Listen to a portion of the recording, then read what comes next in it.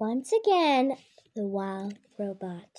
Remember last video, we are going to read The Wild Robot Escapes again. So we left off on the chapter for the family. And we are going to read that right now. And once again, when this video hits 10 minutes, I am going to stop. Chapter 4. The family, of course. Welcome to Hilltop Farm, Roz. My name is Mr. Sheriff. You belong to me now. Roz studied the man with her softly glowing eyes and in a robotic voice said, "Hello, Mr. Sheriff. This old fellow here is Oscar." Mr. Sheriff scratched his dog's head. You won't see much of him. Oscar spends most of his time sleeping in the house." "Hello, Oscar," said the robot. A goofy grin stretched across the dog's face, and he let out a happy yelp.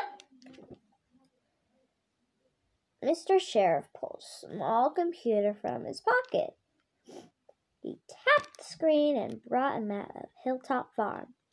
"There you are, Roz," he said as the robot's electronic signal appeared on the map. "You will be working all over this farm. And now that you're here in the system, I can always see right where you are." "What would you like me to do?" said Roz. "You could start putting your crate in the garage over there. I'll hold on to it in the case I ever send you back to the factory." Clearly, Roz was designed to take orders.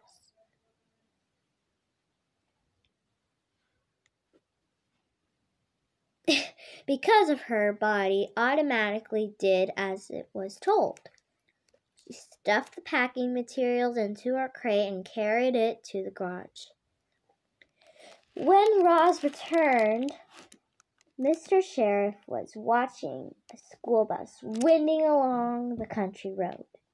Oscar barked and dashed off as the bus stopped at the bottom of the driveway. A girl and a boy jumped out, and the bus drove on. In their matching school uniforms, the children looked almost identical.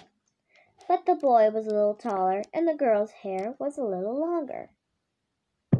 They meandered up the driveway and romped down around with their dog until they noticed Roz.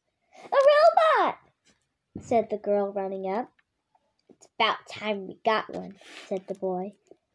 "She refurbished," said the man. "She's the cheapest one I could find, but she'll make a good defense farmer." "What's her name?" said the girl. She said her name is Roz. "That's a starter name," said the boy. "We could give her any name we want. Let's call her Farbot." "I kind of like the name Roz," said the girl. "Me too," said Mr. Sheriff. "Let's leave her name as it is. Roz, I'd like you to meet my daughter, Jaya, and my son, Jad." "Hello, Jaya and Jad," said the robot. The children looked at each other and smiled. "Oh, Roz, take orders for me," said Jad. "What about me?" said Jaya. She'll take orders from both of you, Roz. "I order you to do my homework," said Jaya. I don't waste her time with nonsense, Mr. Sheriff grumbled. Roz is here to do farm work, not homework. Understand? The children nodded. Now I ordered you kids to bring the dog inside and do your own homework, said Mr. Sheriff. I need to show Roz the farm. The next chapter is the farm. Mr. Sheriff's shirt turned and shouted, "Come here, Rambler!" A moment later, a pickup truck automatically rolled out from the garage. The truck pulled up to the man and the robot.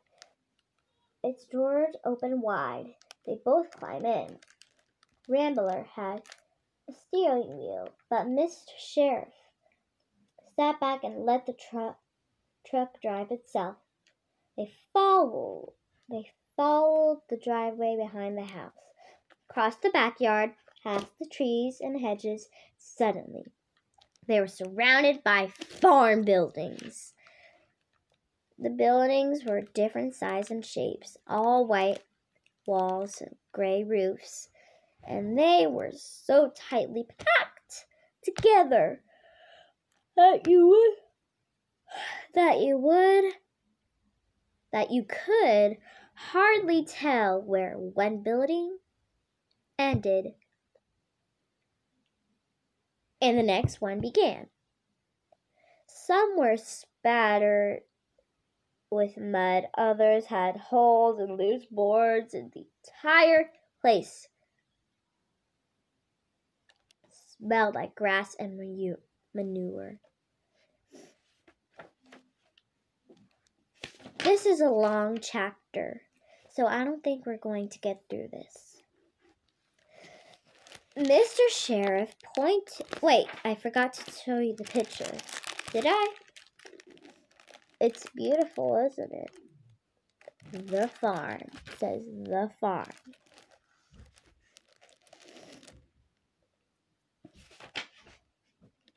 Mr. Sheriff pointed out each building to Roz. There was an enormous dairy barn, the milking parlor, the workshop, the machine shed. Smaller sheds were scattered all around. Rambler drove out from the building and down the backside of the hill to wide sweep of farmland. A fence lined this part of the driveway. Behind the fence was a rolling pasture, lush with tall grass and a few leafy trees, where a herd of cows was grazing. Okay, I don't think we're going to this. The cows swished their tails and chewed their cud of fold. The truck with their eyes. One of them let out a long whoa. This is a dairy farm, said Mr. Sheriff. So these cows are the queens around here. Your whole world now revolves around them. Understand? I understand, said Roz as she started at a young cow who was staring right back to her. They rolled past the herd of cows, past clumps of wild flowers, past a quiet pond, past birds and fields and mice and bumblebees.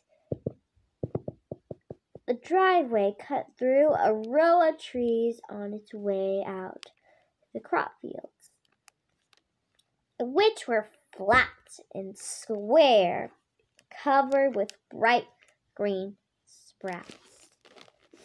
Oh, this is a long chapter. Okay, across the fields, broken down, the farm machines and the junk were strewn across. Alright. That is where we left off. Take our bookmark. It's backwards, isn't it? Yeah. And then stick it right here and then close the book. That was The Wild Robot Escapes Part 2. And please get this because it is amazing. It is amazing. You have to get this book, and I'll see you in the next Wild Robot. Remember, Friday is the last day from this book because I have to return it to the library. Got it? And anyway, I just want to say a quick warning. That's when it's getting released. And no more of that. Okay, I'll see you in the next video. Bye-bye. Oh, The Wild Robot. I'll see you in the next video. Bye. Say bye, Roz. Bye.